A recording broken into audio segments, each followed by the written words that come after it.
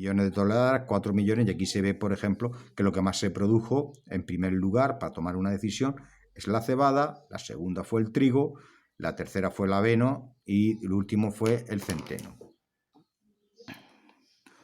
Otra forma de distribuir es mediante los diagramas de sectores. Los diagramas de sectores generalmente son muy útiles para el mundo de las variables, cuando las variables son cualitativas. Por ejemplo, aquí tenemos los hoteles de un número de estrellas determinado. Aquí cogemos, es muy importante que el ángulo sea proporcional a la frecuencia relativa, o al tanto por ciento, ¿vale? Teniendo en cuenta que el 100% son los 360 grados. Esto es muy importante a tener en cuenta. Entonces aquí tenéis otra forma de verlo, los gráficos de sectores, donde aquí tenéis en estos apuntes, si queréis profundizar. Yo no voy a entrar ni os voy a pedir nada sobre estadística, pero sí hay algunas ideas que son extrapolables y que son básicas para comprender el tema de cálculo de probabilidad, donde ahí sí que voy a ser bastante serio y bastante riguroso. Bien, las variables, vamos a ver las variables cualitativas discretas, cuantitativas discretas. Vamos a ver cómo se trabaja en ese tipo de variables. Bien, muy importante tener en cuenta que las tablas no difieren en nada de las cualitativas, sabe que las variables estadísticas son números en vez de cualidades. Lo más razonable es que estas variables numéricas estén ordenadas de menor a mayor. Ya veremos porque esto nos va a servir de menor a mayor.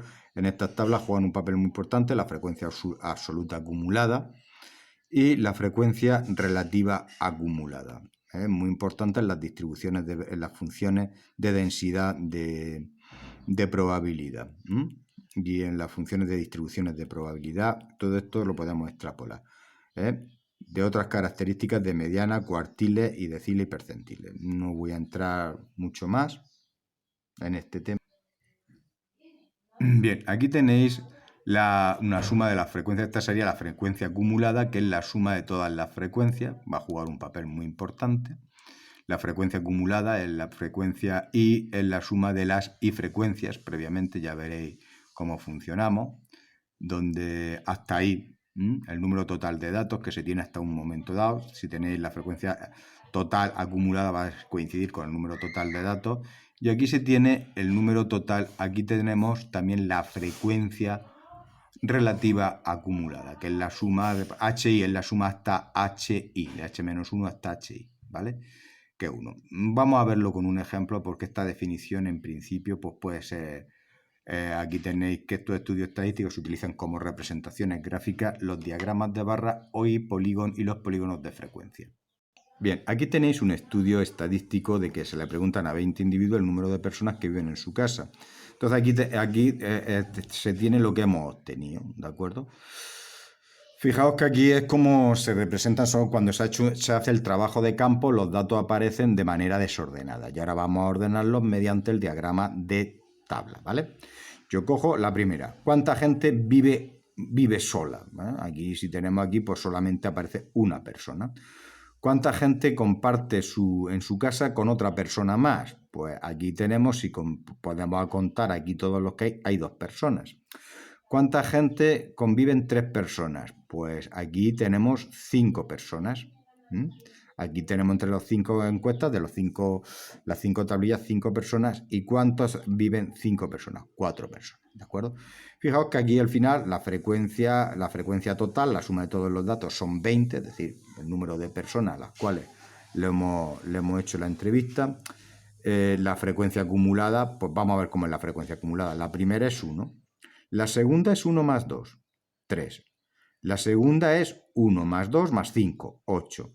La segunda es 1 más 2 más 5, que son 8 más 8, 16. Y la última son 4, 20. Fijaos, una forma muy fácil es aquí. La primera es 1, la misma. La segunda es 2 más 1, 3. La segunda 4 más 3, 8. 8 más 16.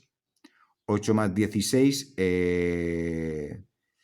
8 más 8, 16, y el otro 4 más 16, 20. Es la forma más cómoda de calcularlo. O sea, en realidad, fijaos que esto es lo que significa el f de 1. En realidad, f de i, no estamos... Aquí no estamos calculando... f de i no es f de n, sino cuántos valores hay una vez que están ordenadas las magnitudes cuantitativas decrecientes, cuánto hay hasta ahí, ¿vale? Todos los previos, por ejemplo. Bien. Bien, aquí tenemos, aquí fijaos, volviendo, fíjate, f de 1, 1. F de 2, pues la suma de 1, de la frecuencia de 1 y 2, 3. 3, o si quieres, 2 más 1, más fácil. F de 3 acumulada, 1 más 2, 3 más 5, 8. Si quieres, 5 más 3, 8. Mucho más fácil porque ya cuando hemos calculado el f de 2 ya tengo una parte de una serie de sumandos ya calculado. Y así sucesivamente. F de mayúscula de 4, pues sería toda la suma de estos 4 sumandos. 1, 2, 3 y 4, que son 16. ¿Vale? Vamos a la frecuencia relativa. La frecuencia relativa yo le tengo una especial simpatía. ¿Vale? ¿Por qué le tengo una especial simpatía? Porque es la que más se va a parecer, es una alternativa de definirla, va a jugar un papel muy importante en una alternativa de definir la probabilidad, ¿vale? Pues fijaos, esto que es la primera es la frecuencia absoluta partido del número de valores, un veinteavo, que es 0,05. La siguiente es la variable 2, frecuencia es 2 partido de 20. 2 partido de 20, que es un décimo, 0,1. La siguiente, 5 partido de 20. 5 partido de 20 es un cuarto, 0,25. La frecuencia relativa de 4. 8 partido de 20. 8 partido de 20, que es 4. La siguiente, 4 partido de 20, que es 4 partidos. Bien, vamos a las frecuencias acumuladas, relativas acumuladas. Pues aquí el 0,5, aquí sería 0,5 más 0,1, esta suma de las dos es 0,15 o 0,1 más 0,5, bien. ¿Esto aquí qué sería? Pues sería la suma de estos 3, 4, pues 0,5, 0,15, 0,20, 0,40. O si quieres mucho más cómodo, como estos dos, este sumando de 2 ya lo hemos calculado aquí, pues 0,15 más 0,25, 0,40. 0,8 el acumulado, pues 0,4 es la suma de todo esto, 0,8. Y aquí finalmente 1, ¿de acuerdo? Bien, en el siguiente vídeo, porque este vídeo ya son 35 minutos y tiene mucha carga, no sé si tendré problemas, lo puedo cargar. En el siguiente vídeo veremos la organización de los datos de los continuos, ¿de acuerdo? Bien, esperemos hasta el segundo vídeo.